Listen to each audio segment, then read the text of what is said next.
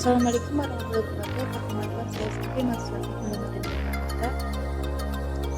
Saya akan menjelaskan tentang organ reproduksi wanita yang dimana reproduksi wanita menjadi dibagi menjadi dua, yaitu ada genitalia eksternal dan genitalia internal. Yang dimana genitalia eksternal itu organ bagian luar, genitalia internal itu organ bagian dalam. Menstudis adalah daerah yang menonjol di atas simfisis yang akan diketahui, rambut kemaluan, jaringan yang mengandung kelenjar untuk mengeluarkan minyak dengan feromon yang meningkatkan daya tarik seksual, yang berfungsi untuk melindungi alat genitalia dari masuknya kotoran. Selain itu, untuk estetika, labia majora, lipatan tebal kanan dan kiri atas bibir vagina yang besar terletak di bagian luar, berbentuk seperti pembungkus besar yang berfungsi untuk melindungi organ reproduksi wanita bagian luar lainnya. Labia minora, bibir vagina kecil yang berukuran kecil dari labia mayor, merupakan dua lipatan kecil antara labia majora yang berwarna merah jambu. Labia minora tidak tertutupi oleh rambut seperti labia minora, berfungsi untuk sebagai pelindung vagina dan uretra, saluran pembawa urin keluar tubuh. Klistonis adalah merupakan jaringan kecil yang sebesar biji kacang.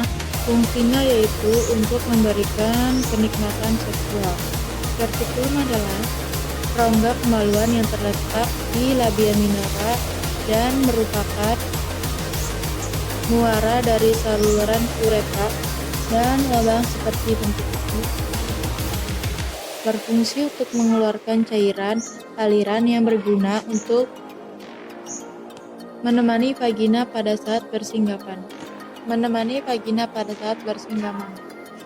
Perineum adalah merupakan otot, kulit, dan jaringan yang ada di antara kelamin dan anus. Berfungsi sebagai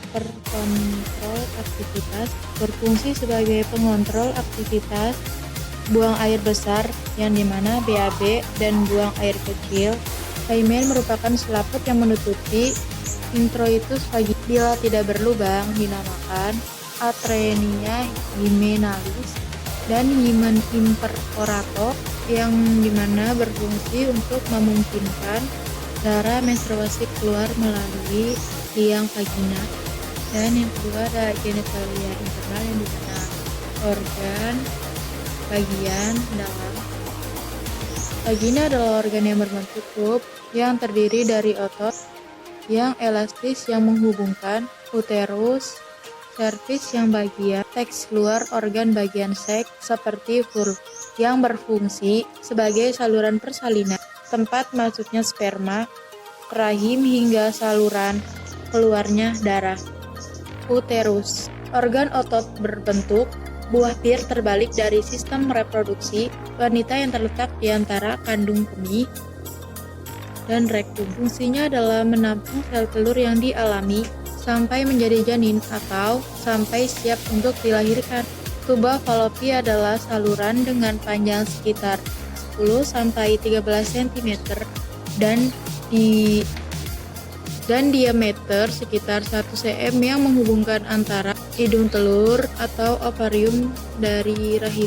Berfungsi sebagai tempat berjalannya sel telur dari ovarium menuju rahim saat ovari, dan sebagai tempat pertemuan sel telur dari sperma saat proses pembuahan. Ovarium yang berukuran sebesar biji merupakan bagian dari sistem reproduksi wanita, menghasilkan sel telur tiap bulan mulai dari masa pubertas hingga menopause, serta memproduksi hormon estrogen atau estrogen dan progesteron. Yang kedua ada proses adaptasi fisiologi dalam masa kehamilan.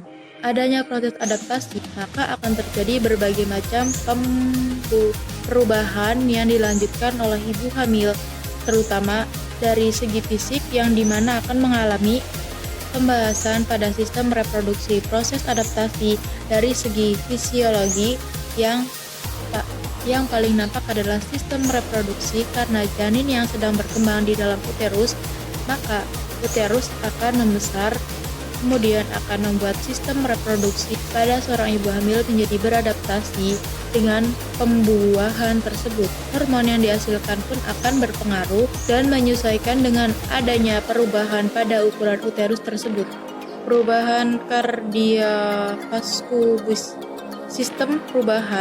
sistem pembuluh darah dan jantung akan mengalami proses adaptasi dengan perubahan yang ada. Hal yang paling meningkat adalah adanya peningkatan volume darah pada ibu, volume yang meningkat pada 30% hingga 50% pada awal kehamilan. Tapi biasanya ini akan pulih kembali dengan sendirinya seiring dengan berjalannya waktu. Perubahan sistem pencernaan. Sistem pencernaan akan mengalami perubahan dan beradaptasi dengan adanya pertumbuhan janin di dalam tubuh ibu hamil. Salah satunya menurunnya mobilitas usus besar sehingga menyebabkan masalah ketimpaan yang biasanya dialami pada ibu hamil. Selain itu, dengan adanya pertumbuhan janin tersebut, ibu akan cenderung mengalami peningkatan untuk rasa